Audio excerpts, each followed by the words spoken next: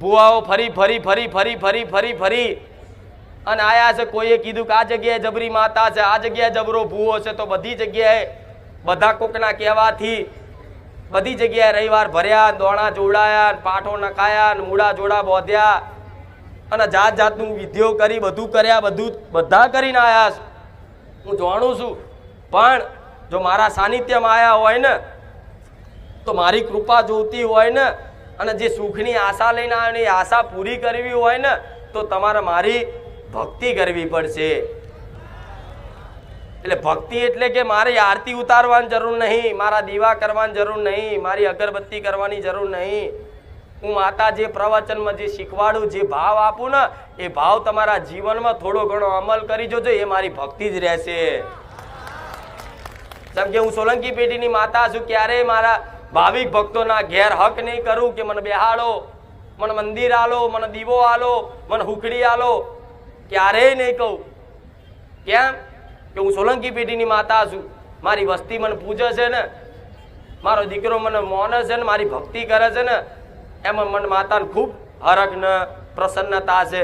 મારે કોઈની પ્રસન્નતા, કોઈની ભક્તિની જરૂર પડે નહીં. પણ કે તમે ફરી ફરીને આવ્યા છો, આશા લઈને આવ્યા છો મારા સાનિધ્યમાં. જો તમારી આશાઓ પૂરી કરવી હોય ને, તો મારી વાતનું પાલન કરવું. હું તમને તપસ્યા કરવાનું નહીં શીખવાડું, હું તમને જબરી કષ્ટી વેઠવાનું નહીં શીખવાડું કે દીકરાઓ ચપ્પલ ના પહેરતા, દીકરાઓ આ ના કરતા, દીકરાઓ દાઢી ના કરાવતા, કોઈ બાધા નહીં આલું. હું ઉપવાસે નહીં આલું કે દીકરાઓ આટલા ઉપવાસ કરજો, આટલી તમારે માતાના નામથી ભૂખ્યા રહેજો. મારા સાનિધ્યમાં કોઈ એવી વિધિ નહીં બતાવું કે જે મારા ભાવિક ભક્તોને તકલીફ પડે, પીડા થાય એવી કોઈ વિધિ નહીં બતાવું. ના આર્થિક ના માનસિક કોઈ એવી પીડા થાય એવી વિધિ ક્યારેય નહીં બતાવું. અને મારા જે જૂના ભાવિક ભક્તો આવે છે ને, એમને પૂછી લેજો, ક્યારેય મેં એવી વિધિ નહીં બતાવી કે કોઈ ભાવિક ભક્તને કદાચ 5000 રૂપિયાનો ખર્ચો થયો હોય. એ આ વાતનો મારા જૂના ભક્તોનો અનુભવ છે કે મારી તારીખ કોઈ એવી વિધિ નહીં કે આમાં કદાચ 2000 રૂપિયા ખર્ચો થતો હોય. મારું તો ખાલી એક જ મારી કદાચ વિધિ એક હશે, કોઈ વ્યવહાર કરવાનું માતા હું શીખવાડીશ તમારા ઘેર, તમારા બાપ દાદાના, તમારા પૂર્વજોના, તમારી શિકોતરના. તો ખાલી છે ને ચપટી નિવેદ જ હશે, એની કિંમત ખાલી 20 રૂપિયા થાય મારા મેલડીના રાવ. અને એ 20 રૂપિયાના નિવેદમાં 10 રૂપિયાના ચોખા અને 10 રૂપિયાનું તેલ કે ઘી અને 10 રૂપિયાનો ગોળ, કદાચ 20-30 રૂપિયાના એ નિવેદમાં કંઈકના 20-20 વર્ષના દુઃખ મારા સાનિધ્યમાં ભાગીને ભૂકો થઈ ગયા છે. આવો અનુભવ છે. હારા હારા કેન્સર મટી ગયા છે, હારા હારા લખવા મટી ગયા છે, હારી હારી નોકરીઓ. શું કહું, પરચાની વાતો કરવા જઈશ તો તમારી જોડે એટલો ટાઈમ નહીં, મારી જોડે એટલો ટાઈમ નહીં. પણ મારી કૃપા જો ખરેખરમાં જ આશા લઈને આવે, મારી કૃપા જો ખરેખરમાં જોઈએ છે ને, તો એક સંકલ્પ નવો જીવનમાં. પેલા રવિવાર કીધું હતું કે એક જ જગ્યાએ વિશ્વાસ રાખી અને શરણાગત થઈ જવું પડે કે માં તારા પારે આવ્યો છું, જગત ફર્યો પણ તારી માતા, તારા જેવી માતા જગતમાં નહીં જોઈ. એવો વિશ્વાસ આવ્યો હોય ને, તો જીવન કદાચ સમર્પણ ભાવથી સમર્પણ કરી જોજો. જગતમાં હું કળિયુગમાં મહામાયા મેળડી જો દગો કરું ને, તો મને મારો ભગવાન રૂઠે.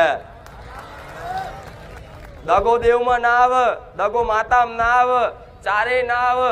કદાચ વિશ્વાસ રાખ્યો હોય ને, એની એન્ડ ઘડીએ અંત ઘડીએ એનો વિશ્વાસ ના તૂટવા દો. એ મેલડી માતા છું. પણ એવો વિશ્વાસ દરેક ભાવિક ભક્તોને કરવો પડે. બધા જાત જાતના ભુવાઓ, આજે પેલો ભુવો, આજ 15 પેલો ભુવો, આ રવિવાર પેલો ભુવો, આ રવિવાર પેલા ગામનો ભુવો, એમ કરી રવિવારે આજ તો ભુવાઓ બદલે માતાઓ બદલે. ચોથી તમારું ભલું થાય ગોડા, ચોથી થાય. કોઈ વ્યક્તિ એવું તો કે હું 25 ભુવા ફર્યો ને મારું સારું થઈ ગયું. પણ સારું ખાલી 25 ભુવા ફરવાથી ના થાય. ખાલી એક જગ્યાએ વિશ્વાસ ઓંધરો રાખી અને એના શરણમાં ખાલી 2 વર્ષ રાહ જોઈ લીધી હોય ને, તો કોઈ પણ માતા છે ને થોડા સુખના અજવાળા તો બતાવ જ. પણ બધાને તાત્કાલિક જ સુખ લઈ લેવું છે. અઠવાડિયા, હવા મહિના, 3 મહિના સુખી થઈ જવું છે કે માં ચોકથી ધાડ માર પૈસા આવી જાય. માં ચોકથી એવો લાય અહીંથી, માં અહીંથી તારા પારે આવ્યો છું, માં પૈસાની બહુ તકલીફ છે, માં અહીંથી ઘેર જવું, માં ચોક રસ્તામાંથી થેલો બેલો મળી જાય સારું, આવી ભાવનાઓ રાખે. કેટલાય ભાવિક ભક્તો આ તમારી આત્માને પૂછજો કે અહીંથી નીકળું છું કે ખુખાર મેળડી જો મને થેલો મળી જાય કરોડ રૂપિયાનો તો તારું શું કહું.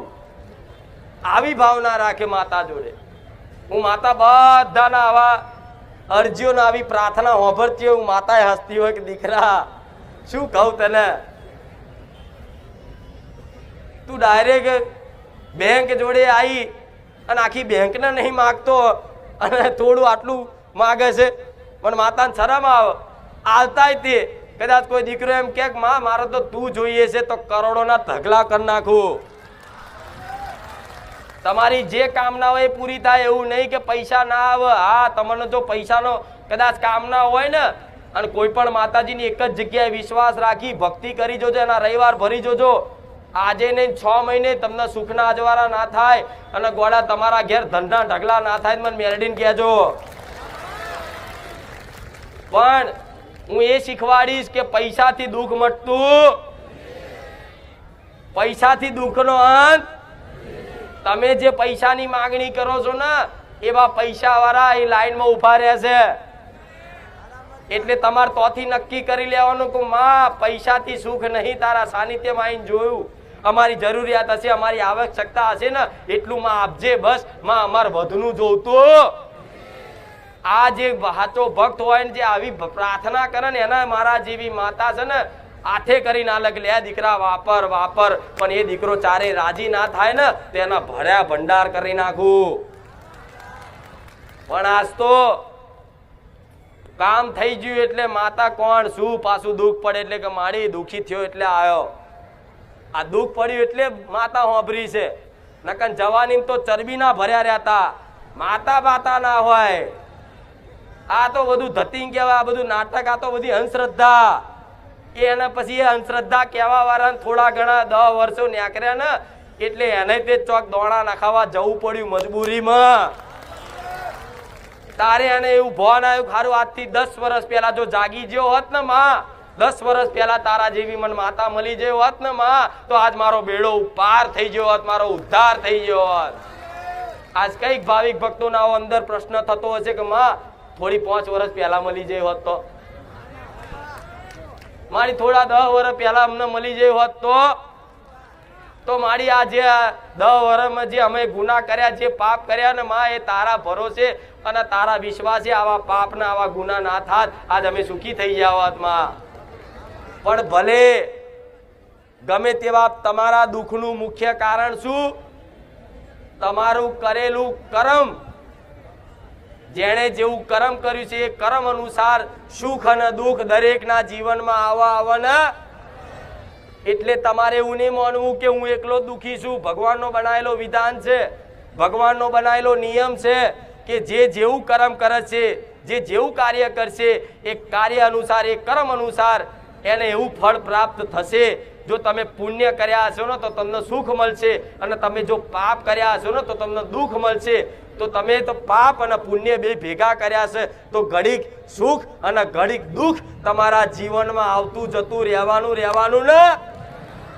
સંસાર પરિવર્તનશીલ છે. સંસારનું ચક્ર ચાલુ રહે ને એવી રીતે સુખ દુઃખ કોઈનું કાયમ રહેતું. આજ દુઃખી છો ને તો ચિંતા ના કરતા ગોડા, સમયની રાહ જોજો, ધીરજની દોર પકડી રાખજો, મારી ચુંદડીનો છેડો જાળી રાખજો.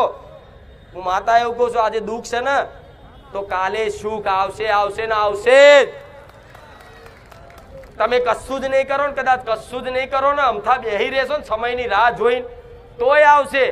પણ મારા જેવી માતાના પારે સહારે કદાચ એના વિશ્વાસે રાહ જોતા હોય, માં કાલે સુખનો સૂરજ દેખાય, માં કાલે સુખનો સૂરજ દેખાય, એમ કરતા કરતા 2-3 વર્ષ નીકળી જાય અને એ 2-3 વર્ષ પછી નીકળી જાય તમને સુખ આવે ને તો હુંથી દુઃખમાં તો મેં તમારી આ મેમરી, તમારું આ મન એટલું બધું બુદ્ધિશાળી, એટલું બધું જ્ઞાન ભરી દીધું હોય ને કે હવે તમારું જીવન ચમનું જીવવું ને એ તમને ખબર પડી જાય. પડે કે નહીં? પહેલા જે ગલતીઓ થઈ હોય ને એ ગલતીઓ ફરી થાય. એટલે ભગવાન આ દુઃખ આલે છે ને તો શિક્ષા માટે, કે માણસો ભોન કરાવવા ખાતર કે તમે મનુષ્ય છે, તમે મનુષ્યનું ધર્મ નિભાવો, તમે તમારા મનુષ્યનું કર્મ નિભાવો, આવું ભોન કરાવવા માટે મારા ભગવાને આવો નિયમ વિધાન બનાવ્યું છે કે જે જેવું કર્મ કરશે એને એવું ફળ મળશે. તો તમે અત્યાર સુધી કદાચ ખોટું કોણ એવું કહે છે કે નહીં કર્યું? તમારી અંતર આત્મામાં પૂછો કે મેં જીવનમાં કેટલા પાપ કર્યા છે. તરત તમારી આત્મામાંથી હું મેલેડી જવાબ આલીશ કે દીકરા તે આવા આવા ગુના આવા આવા પાપ કર્યા છે.